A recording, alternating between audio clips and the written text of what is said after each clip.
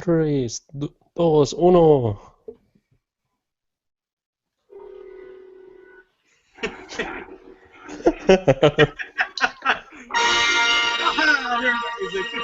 There it is. What's up, everybody? Welcome, everybody, to a special edition of the GWW podcast. Woo! Super excited to be here tonight because we're going to be talking about a little movie you've probably heard of called Star Wars: The Force Awakens. Oh yeah, we're going to talk about that tonight. Never heard of it. Wait, you guys didn't think we were going to be talking about Alvin and the Chipmunks road trip, did you? Yes. That's why I wore my Alvin and the Chipmunks sweatshirt. Gosh, darn, I'm so sorry.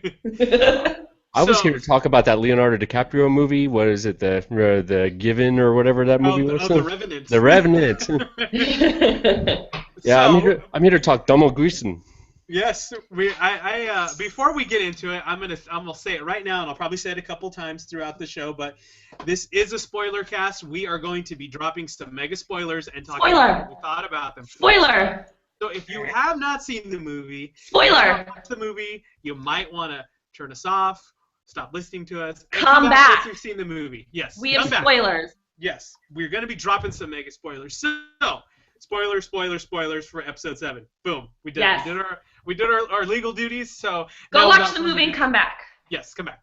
Yes. So, without further ado, I am excited to be here with two fellow uber big Star Wars fans, and not only that, but people who I consider like my amazing best friends in my galaxy. So first off, one of the gentlemen who actually knows my face before I grew facial hair is Mr. James Hardwick. What's up, James? Woo! Hi, my name is Leia Organa.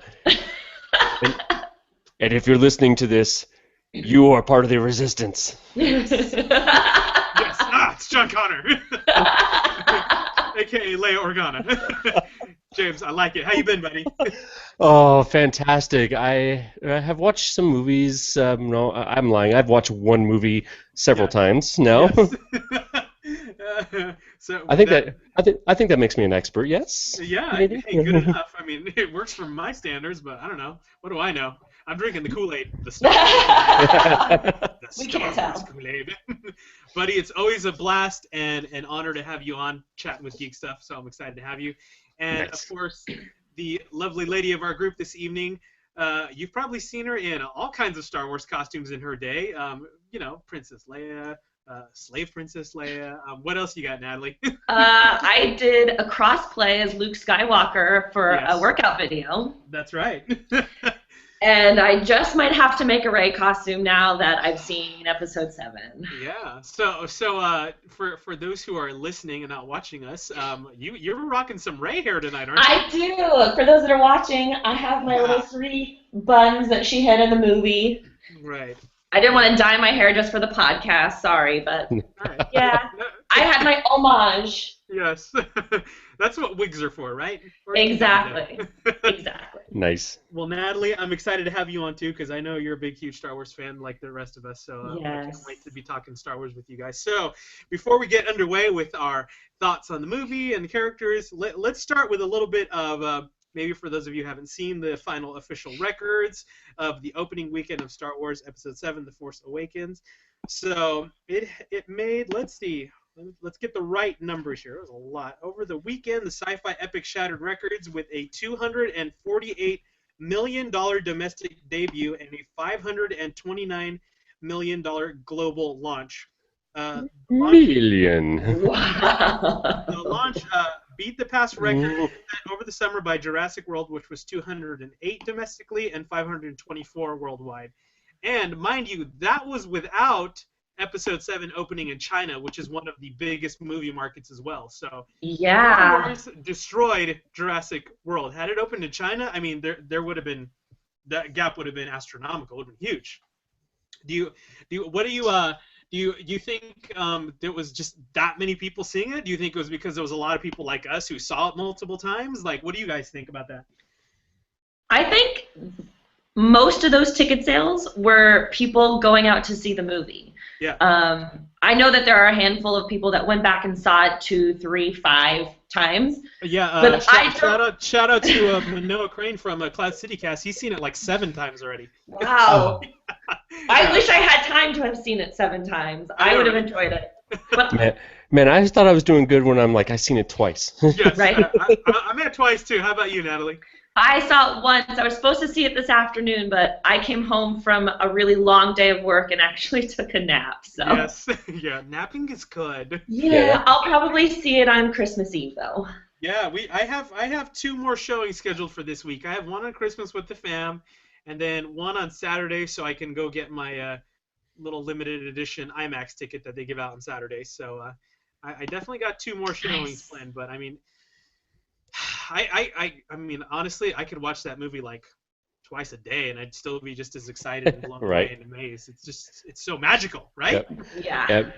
Hey, so real quick, how much of that, all of that 247 million as of today was are people buying out the entire theater to watch it all by themselves, so nobody bugs them? Hey man, if I could afford that, I would probably just select a handful picked people and just do that. You know what I mean? Right? I did hear of a guy who bought out 3 rows so he could sit in the middle row and not have anyone in front of him or behind him. Wow. That works too. Yeah, he definitely wanted his own little Star Wars experience, right? Right? Yep. But the Yep. rest of the theater was full. Yeah. Yep. Well, you showed up at 4 o'clock in the morning. How good were your seats? But I didn't show up at 4. I got there at 8 o'clock for the 7 o'clock showing that night. Depends what time zone you're in. Exactly. Well, it's true. It's true. I did get my seat that I always like to sit in at our local IMAX, which is like the very last full row right in the middle. So for some reason, nobody wanted to sit there. I was like, I feel like I still get the whole screen in that that huge IMAX screen sitting there. So I don't like only getting like half and having to do like the tennis match thing, trying to watch stuff. You know what I mean? Here's Will telling his secrets about his local theater. Yeah. Secret for our big city audience. Yeah, for our big city audience here, the our IMAX theater is slightly bigger than the screen itself. Mhm. So you have to sit in the very back to have a decent seat. It's just a smidge bigger, yeah. So, right, record-breaking movie. I definitely feel like it's in pace to be the highest-grossing movie of all time. I feel like it's definitely on track to head towards that mark. What do you guys think? Yeah. Yeah. I think I read somewhere that it's predicted to finish up around the 900 million somewhere, which is still what 200 million over Avatar, which has the domestic record right now. Yeah. Avatar's at 760 million. That's a lot of moolah. That's a lot of Star Wars moolah. And you guys, I feel like Avatar didn't even hold a candle to this movie. You know, in retrospect, I have to agree with you. I feel like I mean, I think at the time Avatar was a really big. Agreed. Yeah, it was a big thing at the time for. And it pushed its boundaries for like the animation and the style that they were using, but. Yeah. But Right. I don't think that was one of those movies that has that that rewatchability, if you know what I mean. So let's get past money and records. Let's talk about. And I'm going to go to my co-host first. Let's talk about, without getting into too much about the details or the big reveals or the characters, your overall initial reaction of what you thought about the movie. Natalie, let's start with you. This was my reaction. Yeah. So you're saying jaw the whole time. Floor. Like the whole movie, I was like, wait, what? Wait, Yeah. what? What? Whoa, what? And then the other end of the movie, I was like, I gotta see that again. Right. I couldn't talk about it for 24 hours because my brain was still processing it. Yeah, you're like. Yeah. But I left with a huge smile on my face and the need and want to see it again. Yes, definitely. I have to agree. So, heart bubbles everywhere. Mr. Hardwick, so I gotta say I'm very happy that you enjoyed this movie as much as I did, because sometimes you and I disagree on movies, but this definitely wasn't the case. Yeah, whoa! We haven't finished this discussion yet, man. So you don't know that. Oh, I know. So, Yeah, my initial reaction was similar to Natalie's. I felt like I had gone through just this emotional roller coaster, almost like I had done one of Natalie's workouts for 2 hours and 16 minutes. right. Yeah, Thank you. I just left there Thank like, you. yeah, there you go. I would plug it, but I don't have the link right now. I'm sorry. That's getting out your workout, folks. There you go. That's it. But yeah, just the and without going into detail yet, very much an emotional roller coaster of just excitement. Extremely pleased with the new stuff. Loving what we got from the old stuff. Just a mash of all of that together, along with some sad, which yeah, we'll talk about that. But yeah, just overall, just wow was my first thought when I left that movie theater. There was definitely a lot of wow for me. I will say that from the moment that the crawl hit the screen, I'm gonna be honest, I was just like, I was in tears. I was crying because not only was I so excited that there was a Star Wars movie on the screen, but because of just in an overall general sense what Star Wars has meant to my life. Obviously, I'm in the 501st. I've met amazing friends like Natalie, James. We've talked about Star Wars and done a lot of Star Wars stuff. We've gone to events together. So Star Wars is more than just a movie to me. And then to have that coupled with the fact that I was seeing something that was so beyond magical, like more magical than I could have hoped it would be. I was like instantly transported being a 5-year-old sitting in front of my grandma's TV watching Star Wars for the first time. My parents worked on weekends. I would stay with my grandma and grandpa, and Star Wars was one of those movies that they showed a lot of like reruns on Fox on Saturday.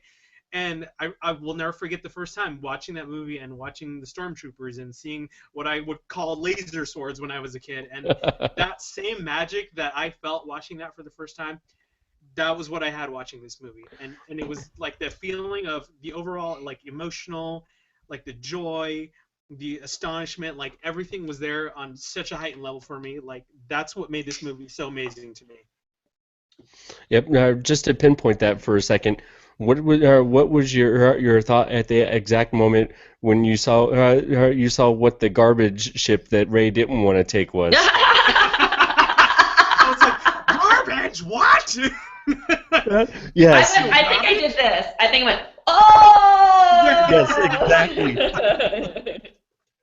Yeah, that's that was good segue. Let's get into let's talk a little bit about, obviously this movie has a beautiful mesh and balance of new amazing characters that everybody is already in love with, and of course we have our old favorites that really kind of bridge the gap between this new film and the next generation of Star Wars films. So let's talk a little bit about the characters. So obviously there's been definitely some talk about Rey. Now, can I just tell you like my thoughts about Rey? Rey Yes. is like, she's like the intergalactic girl next door. She's like so like swoon Rey. So swoon of Rey, okay? Because she had, and I don't know if it has a lot to do with she's a relative newcomer as far as motion pictures go, but she to me nailed that balance of that innocence and that stepping into that world she has no idea about, balance that well with being a strong, powerful, kick-ass female character in this movie.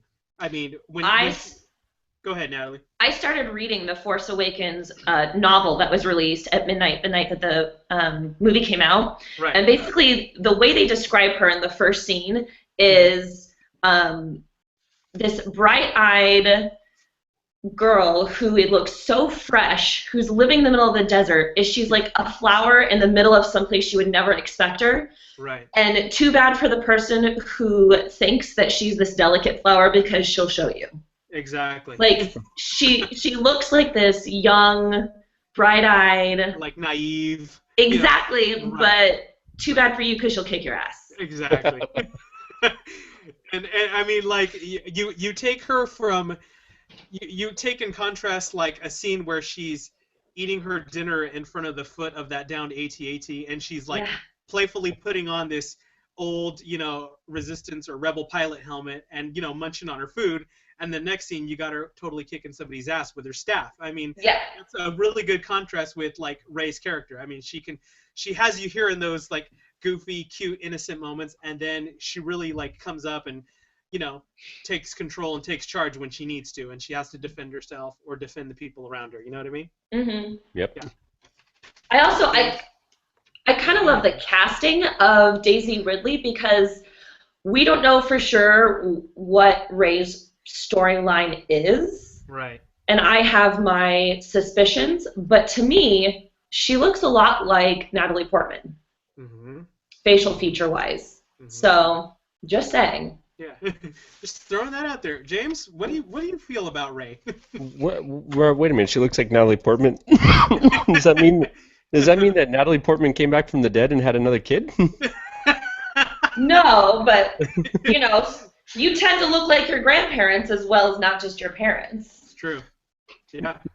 True, and we'll have I'll make fun of that comment later too when we talk about Kylo Ren. But anyway, right. I'm just playing.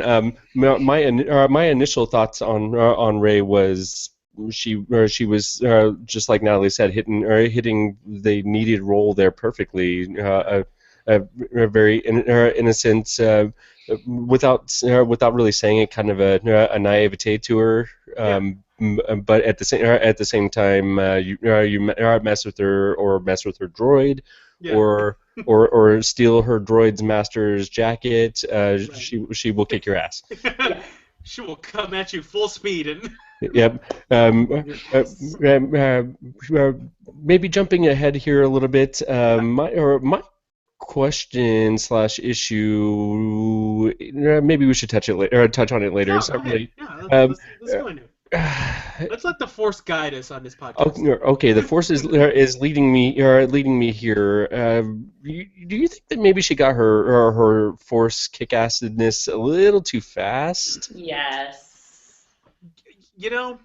I think there's certain aspects. I mean, to me, we could say, yes, she maybe did get him a little too fast. But let's take a look at her rise to realizing that she's in touch with the Force in comparison to Luke's. Now, Luke was a farm boy, okay? Lived with his aunt and uncle. He even though it wasn't like his actual parents, he still had some sort of parental support structure. He had a place to live. Most of Luke's days were, wanting to go to Tashi Station and pick up power converters and power converters. Yeah, and emptying out the moisture evaporators. To where Rey is a scavenger. She's on her own. She's used to having to fight for everything she has: her food, water. Scaling old starships so she can, get parts to sell. Right, to make a living. And of course, with that comes, having the ability to have to be able to defend herself against other scavengers, maybe people who want to, enslave her, what have you. So I think Rey's skill set was already a little more advanced than somebody like Luke's. Now, coupled with and also we know from a few lines that she drops in the movie that she has heard of the Jedi, has heard of the Force. Okay, she even mentions that she thought that they were just myths or whatever. But so if you and I found out that we had the Force and it's something we already knew about, I mean, wouldn't you automatically do things like try to use the Jedi mind trick on somebody? I would totally be doing this. I'd be like, "Where's my lightsaber?" Yeah. Which I definitely would too. However, I'm going to use the lightsaber pull as an example here. Luke was down that path for 2 years between New Hope and Empire, and he could barely pull a lightsaber out of snow from like 3 feet away from him. Yeah. Whereas Rey had her Force powers for 14 minutes, and and all of a sudden she's pulling the same lightsaber from across the forest to into her hands. That is the one and only part. The fact that she could fight with lightsabers, I had no problem with because she'd shown like a prowess with melee weapons. So that's reasonable. The force suggestion stuff there. She was doing that to James Bond, so he's just easily suggested, I guess. That was awesome, by the way. That was awesome. And wait, can we talk about that one scene for just a second? Because you all know that if any of us were like, wait, I might be strong in the Force. Yeah. You will get me an ice cream. Did it work? Did it work? Wait, hold on. Let me try again. There'd be hands going all over the place. Like, you will get me an ice cream. Like we would definitely try it. Yeah. Does a burrito count? Yes. You will get me a burrito. And as kids, each and every one of us stared at a pencil on our desk like this. And try to make it move. Oh, for like hours on end. Hold on a second. We were supposed to stop that as a kid? Oh, wait. No, you were. I'm sorry. Yeah, you guys can't see. I'm trying to do that right now with my soda right over here. I graduated to iPhones instead of pens and pencils, so. Okay. I'm with that. I like that. Now, do you feel like do you feel like that was necessarily a downfall of the movie, making her gain her ability so fast, or what do you guys think? Do you think that hindered her character at all, or? Because there's been a lot of stupid talk about people saying that she's this term called a Mary Sue. I don't really delve into these whole labels that people like to put on stuff, but I think it had its place for why they had to kind of make her get her abilities as fast as she did. I think it was necessity. They had a lot to fit into one movie. This is the setup movie. Yeah. So we had to get a lot of information, a lot of scenes in. Right. And it was one of those things I think that happened out of necessity. They possibly could have filmed earlier scenes in the movie, like her first scene when she's scaling, the interior of the ship. Yeah. It would have been great for us to see, her kind of reach for something, and then the 2 inches she wasn't looking, she didn't realize she didn't actually grab it, but it came to her. Right. Like those would have been great little scenes that could have put in our mind, oh, we know she's strong in the Force, she just hasn't realized it. Right. But I don't think it dampened the movie. Well, and see, I think I like how she had her awakening in the Force, though, the grabbing the saber and that whole, and all of her visions and everything she heard at that point. I liked that she was awakened that way. So for me. Did it seem a little fast? Yes. Did I agree with agree with you, Natalie? It seems necessary to keep the flow of the movie going. Mm-hmm. And does that take away from my entertainment or my enjoyment of the movie as a whole? Not at all. Not one bit. And though, it's kind of true to her character. She was forced to grow up really fast. She was deserted alone on a desert planet. She's always been forced to take care of herself and do everything right now as it happens. Yeah. So the fact that she gained her powers so quickly is it's really true to her character and the way she grew up in her lifestyle. Yeah, agreed. Yep. Go ahead, buddy. Oh, I was just gonna say. Well, I'm stealing this off of a different show. Real quick shout out to Rebel Force Radio. I love those guys. Been listening to them for like 10 years now. Anyway, her origin of getting on Jakku. Everybody's like, oh, she's Luke's kid. But here's the theory. What if she's not Luke's kid, but Luke pulled the Obi-Wan role and dropped somebody else's kid off onto a desert planet, so she's not found and taken out by the First Order? Ooh. Yeah. All right. I like that one. I like that theory. I like that one.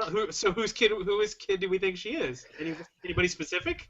Well, everybody keeps wanting to say, "Oh, she's another solo kid." I don't. Here's my only problem with that is then.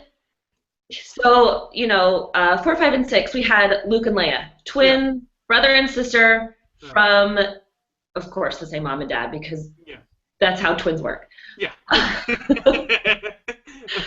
But I feel like for 7, 8, and 9, yes, they're going to follow similar type of storylines because this is Star Wars, it's outer space. Like, you can't go too far to please the fans. But do we really want a brother and sister who are now fighting against each other? Yeah. Maybe, maybe not. Well, I liked it in a book series that I read a couple years ago, but I was going to talk about that too, James. Yeah. But real quick before I lose this amazing gem of a thought, I'm getting ready to drop on you right here. She when she was on Jakku, she had the X-wing fighter helmet, and Yeah. she had the little doll with the X-wing suit on it. Yeah. So it's clear who her father is. Yeah. Wedge Antilles. I Hmm. just dropped a mic over here. No. All right. All right. That did not even enter my brain All right. till right now. Yeah. Mine either. That's why it's completely stupid. It's stupid. well, definitely. Who I was commenting on somebody's post about something similar, and there is definitely some, I guess we could say, similarities or nods to a series of books called The Legacy of the Force, and that book series, Han and Leia had a set of twins, one of Jason and Jaina. Jason was a Jedi that was trained under Luke. Eventually, he was training Luke's son Ben. Oh, Ben, okay. Ben! Was training Ben to become a Jedi as well. He was his Padawan. Jason became seduced by the dark side initially because he felt it was the only way for him to end the turmoil that was going on in the galaxy. He felt in order to do that, he had to be on the other side of the Force to do things that Jedi were afraid to do. And of course, like every other Jedi who's tried to dance with the dark side, he became consumed or whatever. And in the end, the only person that was strong enough to take him down was his twin sister Jaina, who was prophesied as being. It's funny that Natalie, that you said that Rey was like this flower in the desert. Jaina was prophesied as being what they called the Sword of the Jedi, who was basically like their savior. So Yeah. there's definitely been some little nods. Obviously, the name Ben has already shown up in both the new movie and that series of books. So a lot of people, are thinking that, like you just said, Natalie, do we want to see brother and sister fighting each other? I mean, we saw them going along with each other, so maybe it's a good opportunity to be. Yeah. I don't know. Yeah. My issue is, Han and Leia knew clearly that Kylo Ren was their kid. How would they not know that they have another kid on Jakku? Yeah. Agreed. That was one of my questions. And this could just. I love Carrie Fisher, you guys. Love her to death. Yeah. But every time Carrie Fisher was in a scene, or Princess Leia, General Leia, sorry. Every time General Leia was in a scene with Rey, she always kind of had this twinkle in her eye, like, I know who you are. Like, there was a connection there, right? Yeah, and I didn't know if it was bad acting on Carrie Fisher's part or if it was really excellent acting on Carrie Fisher's part. Right. I'm waiting to see who says it first, me or Will. What? Cocaine's a hell of a drug. But yeah, and you know what, Natalie, I agree, and especially jumping way past the rest, there's a scene towards the end where they see each other for the first time in the movie, and there was no really explanation of hi, I'm Rey, hi, I'm Leia. They just kind of looked at each other and kind of knew what the other was thinking almost. It was like there was something there that, as the audience, we don't really know what it means, if it means anything. But and if you're strong in the Force, can you automatically tell someone else is strong in the Force? Right. Can Leia sense that? Yeah. Interesting. All right. Was there a virgin in the Force? Yes. Did you say a virgin? Yes, a virgin in the Force. There was. Virgins in the Force? Wow. So another one of our newcomers is FN2187, who also later becomes named Finn by the awesome Poe Dameron. So I like it. I'm good with it. Finn had the definitely had the fanboy down even in the movie. Like just his excitement about everything in certain spots, his awkwardness, and then his obviously the fact that he leaves the First Order to do the right thing, as he puts it, in certain parts of the movie. I think John Boyega brought a really amazing character to the screen. He brought a lot of his energy that you see him, the energy that he has talking about Star Wars. He obviously put a ton of that and heart and soul into his character.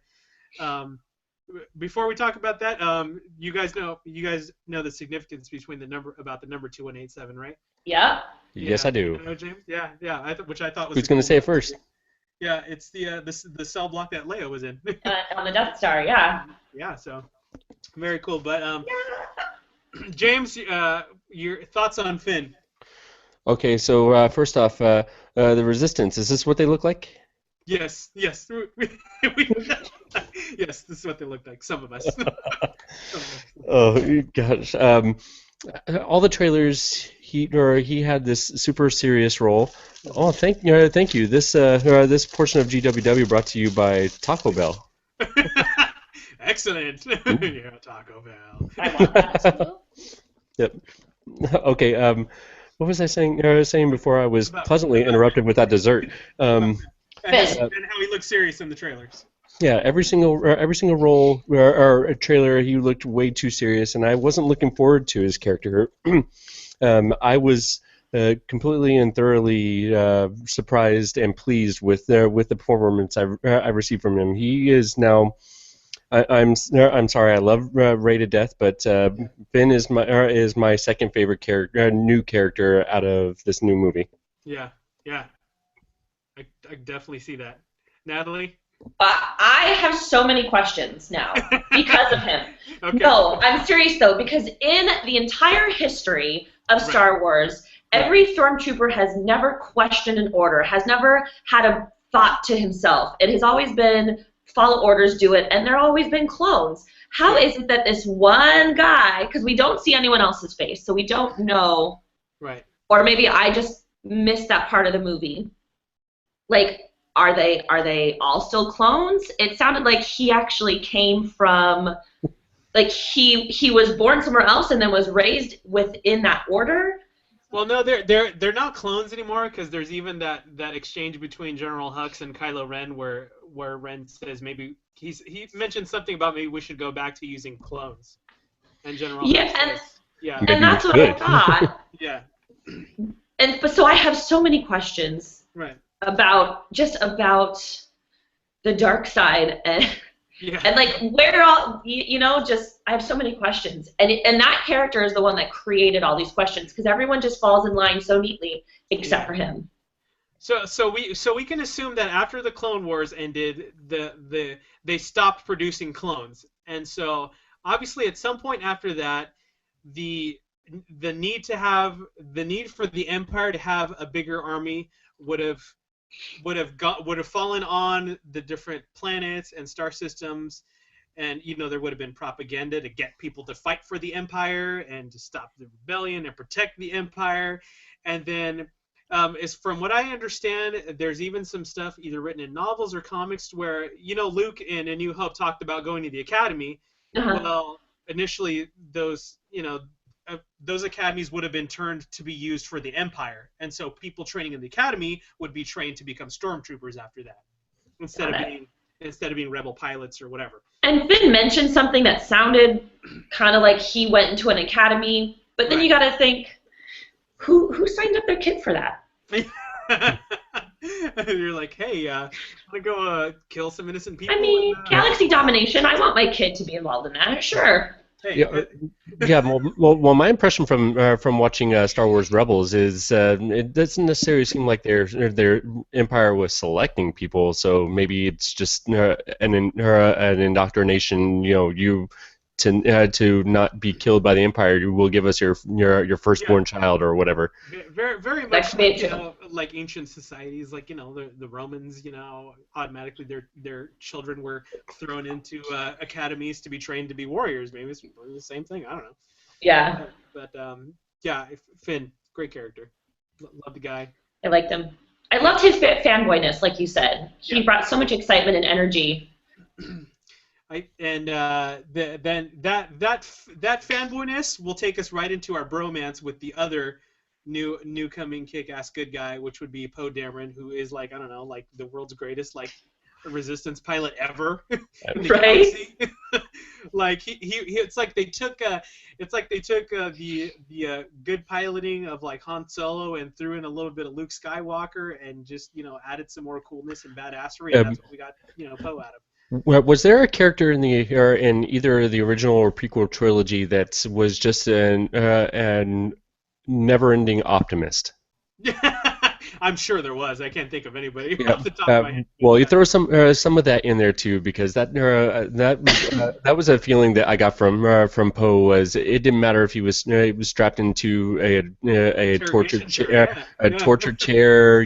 They're not being able to defeat the Starkiller base, whatever. It always felt like he was positive about stuff. He would joke about stuff, and yeah, he was a fun, great, amazing character, and now he is my favorite. He's my favorite out of the new Star Wars characters. Yeah, he's I love the moment when he was like, "So who speaks first?" Yes. And then he was like, wait, didn't Kylo Ren ask him at some point, like, not the exact wording, but like, how is this day? And he's like, no, I'm not really comfortable. Like, yeah. He goes, it could be better. Yeah.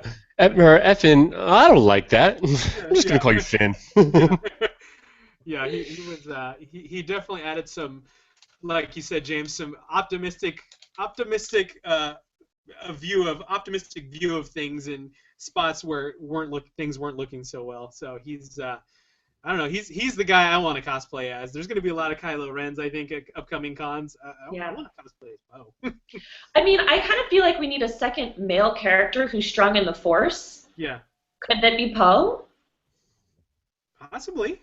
I mean, he's an excellent pilot. And that kind of helps. And in the past, he's like a really good pilot. Like, I mean, like leaps and bounds beyond almost everybody else. Like, yeah, and usually that has to do with Jedi or Force reflexes. When you're kind of a pilot.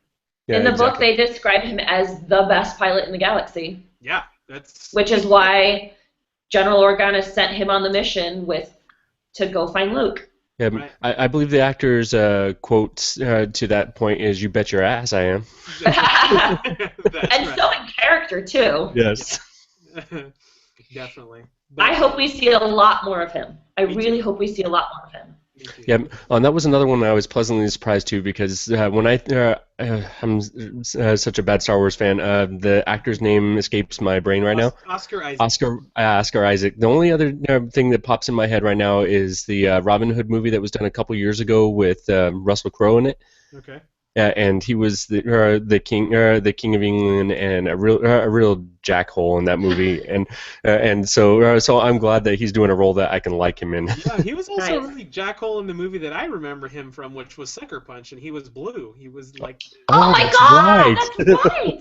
Yeah. I didn't even put that together. Yeah, I loved Sucker Punch. He was a dick. Yes. So, like James says, I'm glad that I actually like him in a movie and not hate him and want to strangle him. Right. The one problem I did have with the Poe character is how he just disappeared, and we just thought he was dead in the sand, and then, oh my god, he was okay. I'm alive! Yeah, see, to me, that feels like there's some deleted scenes that we're going to see. Yeah, but at least they gave us that quick line where he's like, you know what? I woke up in the middle of the night. You were gone. Ship was gone. I got picked up. At least they kind of like alluded to that whole thing a little bit. Yeah, they gave us one line. You're right. I think there should be something. Hopefully that'll tell us a little more about what happened there once the movie hits Blu-ray or whatever. I feel like that with a lot of things in this movie. All right. Before we get to our last new big baddie, who freaking loved BB-8? Like, yeah. If I had more thumbs, I'd put them up. Yes. We give him 6 thumbs up. Is there some things some of his like noises that he makes that almost sounds like intelligible like English? Like, I could have sworn I heard him say a couple things here and there. It was weird. Yeah, I don't know the words, but there were some times where I'm like, did he just say something? Yeah. To me, I thought I heard him say 3PO at one point. I was like, it's... Yeah, it was kind of like that. And then it was really cute, like he purrs every once in a while. You notice, like, he kind of purrs like a cat. Yeah. Really oh God, the scene with BB-8 and Finn, where he's looking back and forth. And he's like, listen, I'm not resistant. You got to tell her the basics. Like, yeah. Oh, see, you can tell us where it is, right? Thumbs up. Yeah. He puts his little like lighter thing up. I don't know. Loved it. Yeah, so great. I loved him. I think we can exist in a galaxy where we can love BB-8 equally as much as we love R2. I don't think there's anything wrong with that. Is that okay? Because I think so. I don't know if you guys all know this, but like I love R2. Like yeah. Like I love him. Yeah. And like when I was little, like Star Wars scared me, but the one character I've loved my whole life was R2. Yes.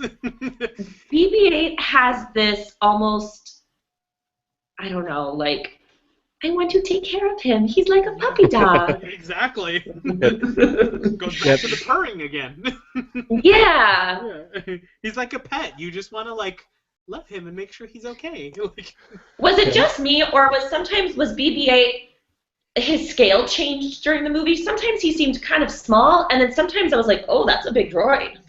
yeah, well, I think it definitely had depended on like what was around him, but like when they're hiding under the panels in the Falcon and he falls on top of Finn and he looks like he's like this big. I mean, he's Yes. Huge. yeah, yeah. But Yep. I agree. Oh, It was, and get this, did he not sound like a four square ball? yeah. Oh, yeah. Yeah, when he hit the ground, Yep. I was like, nice. So good. So, but I definitely, being a fan of the baddies in Star Wars, being a huge Vader fan, I like my jaw-dropping moment, Natalie, was when we see Kylo Ren step off into that first battle, and he basically puts like a force freeze on Poe as well as the blaster bolt. It's floating Stopped it. freaking mid-air. I'm like, Stopped it. what just happened right now? Yep. And it's just Yeah. sitting there crackling, and I'm like, who is this guy? That was one of my, what? Yeah. Like, At that point, he's Neo. Yeah. right there almost kind of set up the tone of that character for me. Just in that one little moment right there, I was like, oh crap, we're dealing with some guy who has been like none of the other Sith Lords that, at least on screen, we haven't seen. Obviously, we have dwelled a little more into characters like Darth Vader in the comic books now, and we know really how powerful that character was. But as far as on screen, I don't think we've ever seen a Sith this bad. I mean, he's like the epitome of bad Sith. Like, Not only bad, but like dark. badass. Yeah, Yep. exactly. and more entertainingly unstable. Yeah, definitely. Oh, I loved the scene where he threw a temper tantrum, and and this was before we actually physically knew that he was related to Darth Right. Vader. I looked at Brian, was like, ugh, Anakin. Yeah. So, Anakin. He's He holding me was- back. He was so Anakin throwing a temper tantrum, and I was like, oh, that was like a Hayden Christensen scene. Aw, Yes. That's so lovely. See, I didn't even think of it that way. I went right to Vader, and with Vader, if he got angry, he just choked people, and then that was it. Whereas this guy with the scary mask on, he's just like killing everything, all the machines around him, and then he's like, Yeah. any more news for me? Right? I think that the complexity of that character being that he's still definitely torn between wanting to be, an uber Sith and still feeling like there's a touch of the light side in him that can, pull him the other way. I think Adam Driver handled the complexity, the darkness, and still those moments of struggle externally and internally like no other. That character by that actor was handled so beautifully. I agree. At that moment when he becomes like the person I want to hate the most, both times I saw that, I look at his face, and I mean, I'll just say it. The first time I watched the movie, it was you could see it was coming. What happens, but just the look on his face, it was like he doesn't look like he wants to do it. Don't do it. Don't do it. Yeah. Oh, Yeah. he did it. Still go the other way. Yeah, but I love that his story seems like it's opposite of Vader's story. right. Anakin was like, I want to be good, but there's this thing on the dark side I need to do to protect the one that I love. Oops, I'm on the dark side. Yeah. And he is more like, I want to be on the dark side. I want to live up to my grandfather. I want to surpass that. Right. Oh, right, there's that light side. Yeah, I gotta do that. Yeah, there's that thing. Yeah. I love that he's opposite because there's so much that's similar right now. Yeah, I agree. Yeah. Agreed. Definitely. And so let's talk about obviously one of the mega drops. I mean, I think. Wait! Before we move on, really quick Come on. Oh. about Kylo Ren. Yes. I hate his mask and I hate the way he sounds, and I don't understand why the man is wearing it when he doesn't freaking need it. Yeah. Right. We don't Other know than be why. like, I just want to look badass and look like my grandfather. I think that's a big chunk of it, Natalie. I think because That's it, and I hate that. Yeah, I think because he emulates Vader so much, he had to have something, because I mean, just Vader's breathing and his mask would instantly strike fear. Just the image of that would strike Yeah. fear in people across the Yep. galaxy. And I think he was trying to set up his own version of that. Right, and in his defense, he needs it now. Yeah, definitely. Yeah, he does need it now. I just the whole time I was like, I can't. I was having trouble understanding him because I wanted to just hear his voice. Right. Because I knew he didn't need a respirator or a breathing apparatus, you know? Right. Okay, that's it. I had to get off my chest. Yeah. So At least it didn't sound like Bane. That's true. That would have been terrible. Are you Buzz Lightyear? but G.I. Joe. Switch the button on the back. Reset. Yep. But I think having that voice changer in his mask and having the mask, I think that could do with one of our first big reveals in the film was the fact that Kylo Ren or Ben is Ben Solo, who is the son of Han and Leia. So were you guys surprised how fast that they revealed that in the movie? I mean, because it was pretty early on. Yeah. I was a little surprised with that. That's seems like a big drop. That's something that you can throw in the middle of Empire. I mean, whatever their next movie's called. Yeah. Just call it episode. Yeah. Yeah. I mean, I didn't want it so early in the film, but I really appreciated that I knew that when that whole scene went down. Yeah. That I don't want to talk about. Right. Because it made On the spoiler cast. Yeah, right. All right, fine. When he killed his father. Yes, I said it. Yes. It meant more, and I understood it better, and I hated it more. Yes. Because I knew. But I That's do really a good like point. that his name is Ben, and it kind of had a little nod to, old Ben Kenobi. Ben Kenobi, yeah. Right. But I would expect Luke's son to be named Ben, not Leia's son. Right, which it was in that book that we were talking about. Luke's kid was Ben, yeah. So I don't know why they went that way, but But I still loved it. I still was like, oh, nice little nod. Well, you know why they went that way. It's because, hey, you know all those guys that love the EU and all the books and stuff? Yeah. Mess with you. But the big I guess we'll call it test for Kylo was, like you already said, having to kill his poor old dad, Han, which was, God, man, that was a devastating moment in that movie. I mean, and James said, the minute that scene started, we all went, oh. I was with James. I was like, no, please don't do what I think he's gonna do. Please, yeah. We all knew it. The minute that scene started, we were like, oh, here it comes. Here it comes. Yep. Close your eyes. I mean, we knew something major was gonna happen. I mean, we had that whole familiar setup to where they were on some sort of catwalk or balcony, and it's just the two of them facing off. Either some big news was gonna drop, or somebody was gonna lose an arm, or somebody was gonna die. And how do you lose an arm on a catwalk and get away? That's what I kept thinking. I was like, okay, he can't lose a leg and get away. He can't lose an arm and get away. Right. He can only lose half of his torso or his head. Yes. Yep. Yeah. Yeah, for me, it was just a mixture of a bunch of things, all the Harrison Ford talk, how he wanted to heroically die in Star Wars, and he's getting old, doesn't want to really do too many more of these, and that, and just the feeling of the scene itself. It was just it's going to happen that way, no matter how much I sit there and cry and beg and plead for it not to. Yeah. I thought the whole time, coming into the movie, I thought it was going to be Chewie. Until that scene started, and then I went, oh, no. Damn it. Not that I wanted to get rid of Chewie, it just...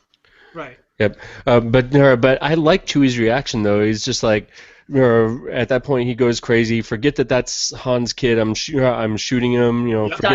Forget that we're all still in this building. I'm blowing this shit up. Yeah, I don't care. Everybody's going down, too. Yes. Yeah. As one of Chewie's final act of uber loyalty to Han, he was like, you know what, man, you're going down, I'm taking everybody with you too.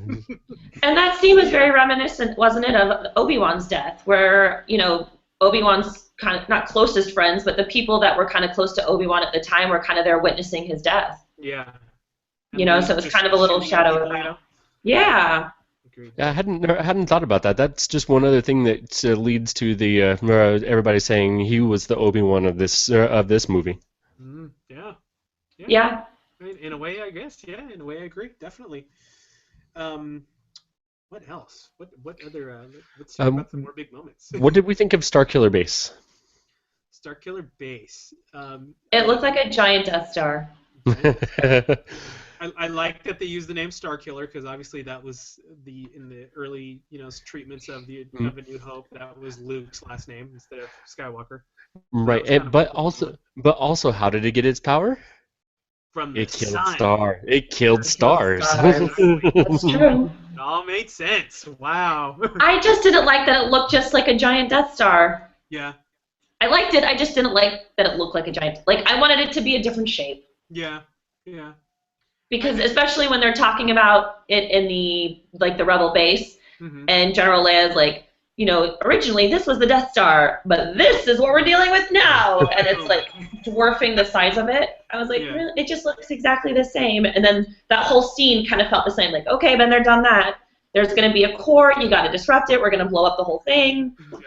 Yeah, we got to turn off the shields. There were a lot of similarities, but they did it in a way that, in my opinion, was still entertaining.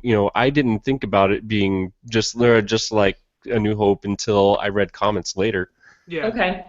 But when I read the comments, I'm like, you're not wrong, but it's not a reason to hate on a movie either. It still doesn't change.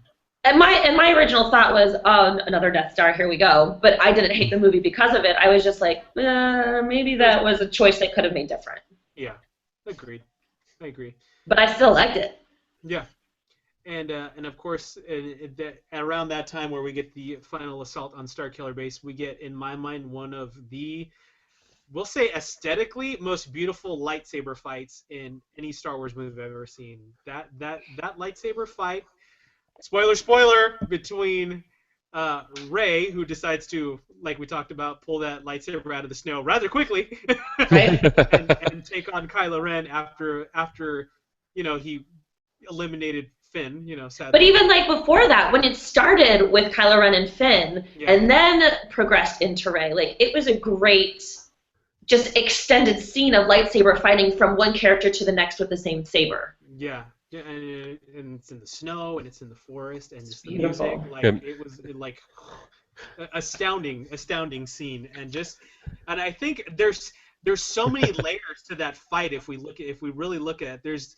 There's Kylo Ren trying to accomplish his goal.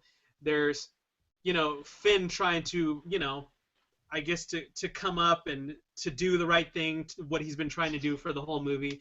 And then we have Rey, who's still coming in touch with her powers, trying to figure out her place in the Force, how she can use her abilities, and then, just realizing that, she can use the Force and can take on Kylo Ren, and that just all this, it's like an onion, man. There's a lot of layers you can peel back in that fight, and I think that's what made it so good. What do you guys think? I like that we get different kinds of lightsaber fights in each of the trilogies so far. The original trilogy was a very traditional kind of 30s and 40s movie swashbuckling kind of sword fighting. Yeah. A very Asian style in the prequel trilogy, which was fantastic, and fast paced, and it was right. And for that fight, I really didn't pinpoint a style. I'm not a sword expert or anything like that, but I didn't really pinpoint a style. But what I pointed a lot of was just raw emotion that just drove that entire thing and just made it that much more entertaining. Yeah, definitely. Natalie? Sorry, I'm trying to respond that I have not eaten. Yeah. You have no food. To go along with that, I really liked that the lightsaber fighting, in my opinion, I'm not a swordsman expert. Right. Mind you, but it was, I don't want to say kind of messy, but it didn't have a true form to it, and it was very much like Rey was used to fighting with one weapon, Finn was used to fighting with another. It was clear that Kylo Ren had made this weapon so he knew his weapon, but they were all kind of like, I'm just going to start slashing at you because I don't really know how to fight, but I know that I'm supposed to fight something like this. Oh shit, lock that. Yeah. So, and I liked that it was kind of loose in a fighting style because I don't think any of them were really trained except for maybe Kylo Ren in any type of swordsman fighting style. Although when he started making him or getting himself really angry, like I don't know if he was trying to hit his or where he was shot and trying to anger himself more and get more dark side angry or something. I don't know, but when that happened, you'd see a lot more just crazy slash at him too, especially when I think he was trying to do some kind of like force healing technique by hitting himself where he got shot. He kept repeatedly hitting himself. There was like, oh, is that what that was? That's my thought. I mean, I know I've read books where they talk about different like force healing Or, techniques. that hurts. Yeah. Shake it off, shake it off. Slap it with the force.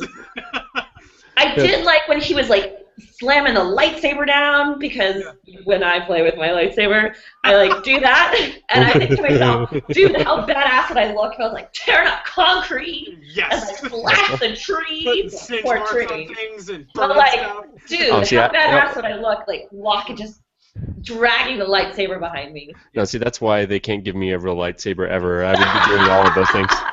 Nope. But yeah, Natalie, going back to what you said, you can definitely see, especially with the way Rey was fighting with the lightsaber, because she was used to fighting with the staff, which is a long-range weapon.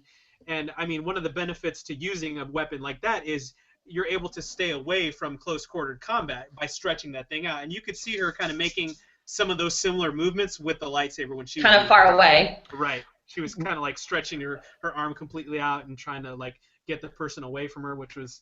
Yeah, she did have a lot more thrust moves, didn't she? Yeah. So, not to bring that guy up, but it was very like, Palpatine when he first jumped at all the Jedi that he killed when they came to arrest him, and he kind of did that like thrust out move. Yeah. Yeah, I hate that scene. Yeah. Yeah. So we like that part where Rey thrusts right after she does that spinning thing in the air and makes that sound like. Yeah.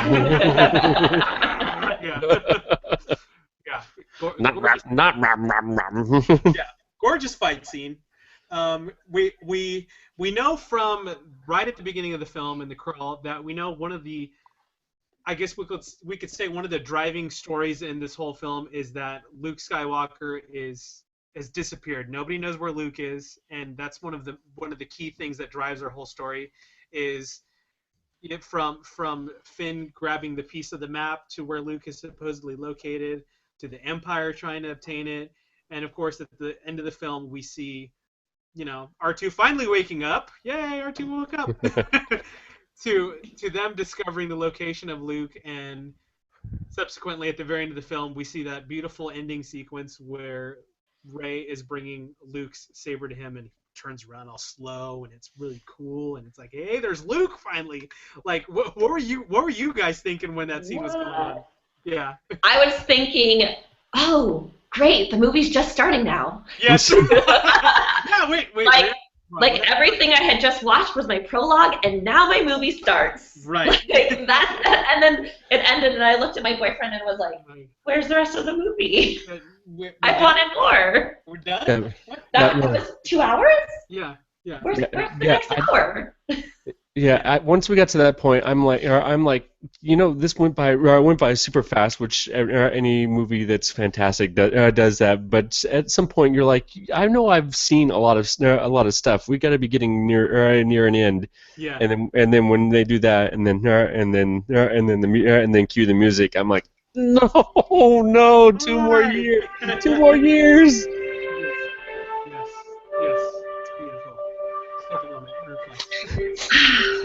Yes. Just seeing them.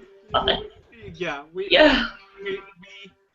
So we're told through bits and pieces of information that Luke possibly feels responsible for what Kylo did, and how he went to the dark side, and they don't really explain it, but Kylo Ren couldn't have been the only person that Luke was training after the events of Return of the Jedi. There had to have been more. No, and they say there's like one line in the movie where there was a class. Yeah.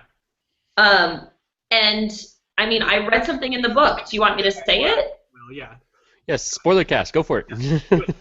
So apparently, and I actually just read this chapter in the book, was Luke was training a full class of potential Jedis that were strong in the Force, Kylo Ren or Ben being one of them. Yeah. When Ben decided to turn to the dark side, he actually murdered the entire class. So he was the only one to survive. Was it his first class? I don't know if it was his first, but I know it was, that group that Kylo Ren was training with. Right. He took them all out. and they don't say that in the movie. Yeah. I do know that they like inferred that there was more than one, but in the book, it does say that he murdered them all. Yeah. And another thought here that goes back to our other discussion earlier is who's Rey's mom, and was she killed by Kylo Ren during that massacre of the Jedi class? Oh.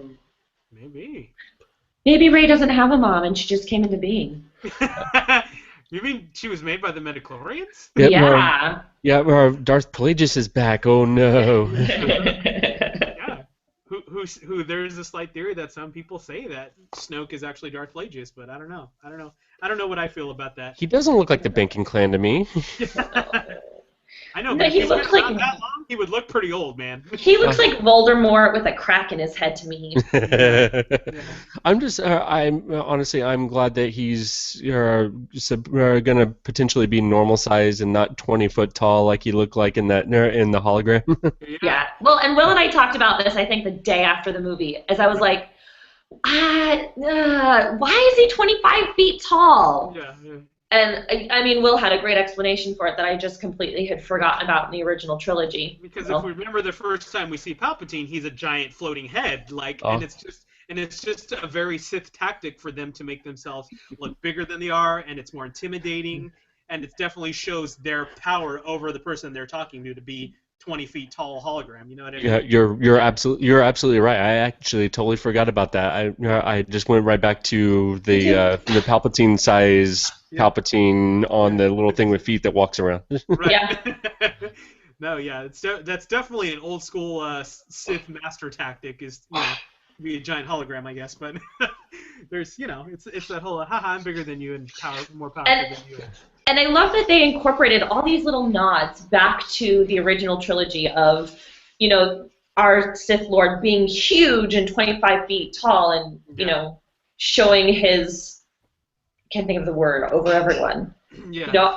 His superiority, we'll say. Yes. Yeah, there you go. Finn's number linking back to the Death Star where Leia was kept. I love all these little things that link us back to the original trilogy. Yeah. Definitely. I do have a question, though. Yes. I am interested to know, I know there's not a lot of adults out there who haven't seen 4, 5, and 6. Right. I do know there's a handful of adults who haven't seen a couple of the 1, 2s, and 3s. Yeah. And there are a lot of children out there who haven't seen the original, any of the 6. I wonder how many people went into this movie not really knowing anything and completely understood everything. Yeah. You kind of have to know Darth Vader's backstory and know how he was as Anakin, to know that he was this kid who couldn't really control his temper, to really understand that Kylo Ren temper tantrum through. Yeah.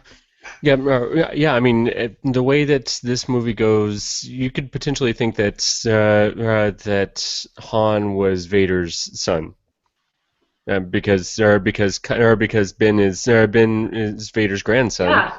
But it never says that Leia was his kid, so yeah. It never says Luke was his kid either. So I mean, all of that, or all that stuff that I think. Well, I mean, I might be adding my own. I've been watching this since birth kind of stuff in there, but this is stuff that seems important to me that they don't mention in this movie at all. Yeah, but were those all the things that we didn't know watching 4 for the first time that were then explained to us through books and stories and comics, and then when we saw 1, 2, and 3, we went, oh, right. Do you guys feel like if somebody were to say, hey, I want to watch episode 7, but I don't want to have to go back and watch all of the previous movies, I don't know why they would say that, but if that happened, would you think it would make more sense because of how many nods to the originals that you could just be like, okay, well then at least watch the original trilogy and then go watch episode 7. Do you think that would still make it cohesive enough to understand what was going on? That's a deep question, Will. Yeah, I know.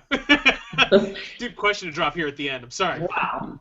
Yeah, you can't hear my jaw drop here on the audio part of this podcast. I'm just like, I feel like 7 definitely can stand alone. Right. I just don't know if, we as fans of the previous movies, whether we liked some better than others or not, we fully understand this movie and really get a lot of the nods. Right. Do you have to understand those things for this to be a good movie? No. Do you have to know those things to understand this movie? No. Did it enhance the movie for me? 100%. Definitely. Yep. So I think that's a simple, concise answer. And you would be crazy to watch this movie and not go, hold on, I got to see what came before this. Right. Yeah. You might go into it saying, oh, I don't need to see 1 through 6, but you'll come out of it going, okay, I got to see 1 through 6. So there's some stuff that happened. We got to know what's going on. Yeah. Yeah. At least look it up on the internet. Right. Yeah, well, yeah. What's true? What is true? Yeah. What are you talking about? That was stuff that people were talking about. I guess so. Yeah, but as we're getting towards the end of our show, what do we hope or think that we will see in episode 8? You guys have any predictions?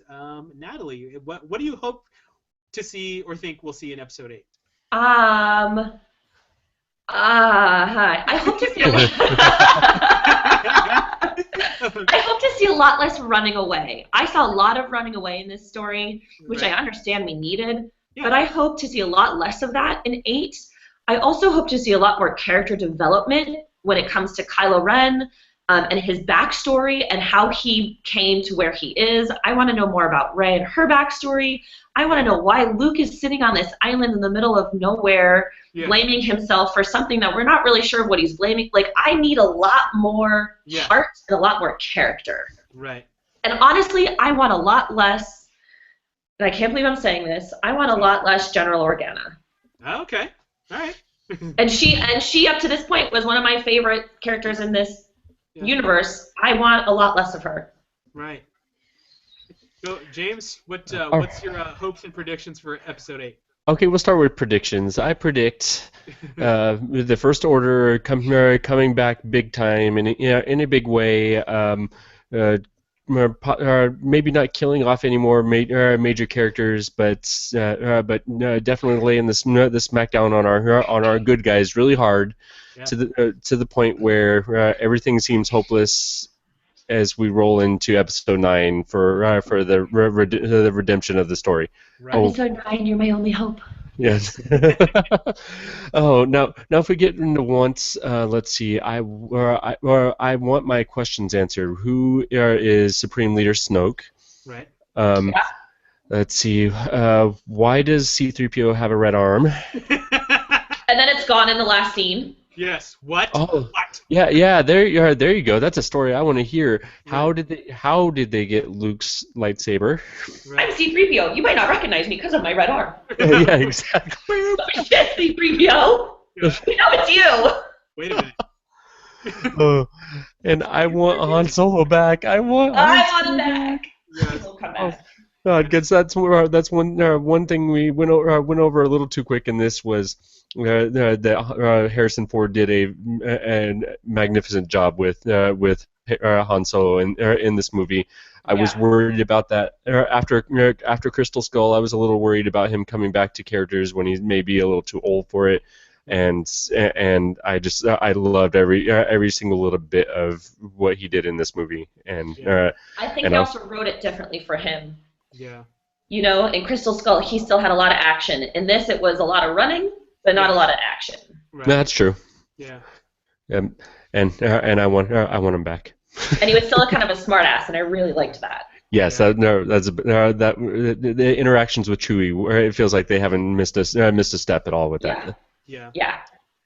Let's see. Something we didn't even talk about. I really hope we get more Captain Phasma in episode 8. Yes. We really need some more of her. Because hey. just the little bit we got was awesome. Hey, do we have a trash compactor around here? We got one of them. We got one of those. I definitely feel like is going to be our new, obviously, Empire, and we're going to get some other like earth-shattering, dropping news. And I'm hoping it's who Rey's parents are or where she comes from. That is hopefully the big news they're going to drop the next one. More Phasma. I want to definitely see more Luke. That was after waiting to see Luke for an entire movie. I definitely need more Luke in this next movie. and I'm hoping we'll get, Luke telling us why he left, or why he's been gone, or Since you've been gone. for the first. Okay. And I want a kick-ass fight scene with Luke, and I hope Mark Hamill is up for the job. Yes. Like Yoda, Obi-Wan, Well- kind of all mixed, like kick-ass. Yeah. Come on, show us. Well, right now he's the same age as Alec Guinness was. I just hope that lightsaber fight isn't just. I don't think it will be, because if they could make like a 90-year-old Christopher Lee do what Count Dooku did with some CGI, Yeah. they can make Luke look badass. You've got a point. Yeah, so we're good. I think we're okay there. I hope so. But that's definitely Expectations. definitely my hopes and predictions for episode 8. Do you guys want to give your last final thought on episode 7 before we sign off? Mr. Hardwick, you want to go first? Final thoughts. Is this movie the perfect? You watch this movie and you can die because you've seen the perfect movie? Absolutely not. Yeah. Is it the best Star Wars movie I've seen probably in over 30 years? Yes. Not perfect, but I would, but if we were doing like a star system or something like that, I don't know how GWW does it, but I would go like 4.5 out of 5. Yeah. Definitely. Miss Natalie Atkins. I really liked it. I'm so happy with it, and I know people are going both ways, loving it, hating it, everything in the middle. But you guys, we've been waiting for a movie like this since. 6 came out. Right. 1, 2, and 3 kind of fell short, and I think this is a great way to kick off a new generation of Star Wars fans and a great new story.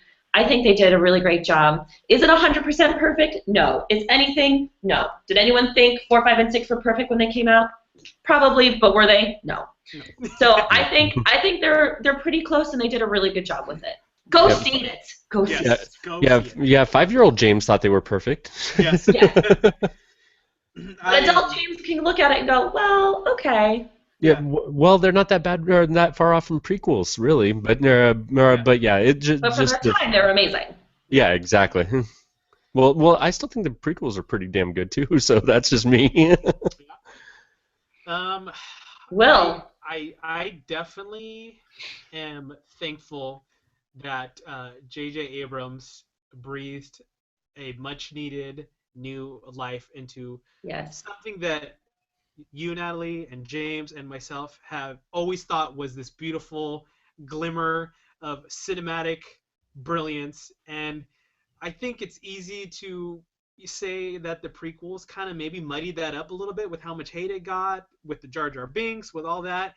I think Star Wars Episode 7 has brought, almost kind of made us forgot about all the bad stuff that we've had to deal with in Star Wars in the last 10, 15 years.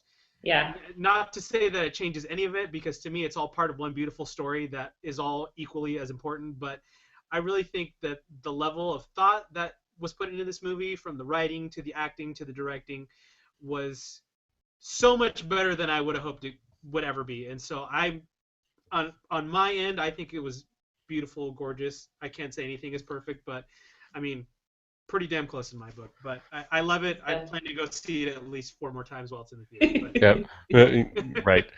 And good movies are always hated on. I could think of an example or two here and there.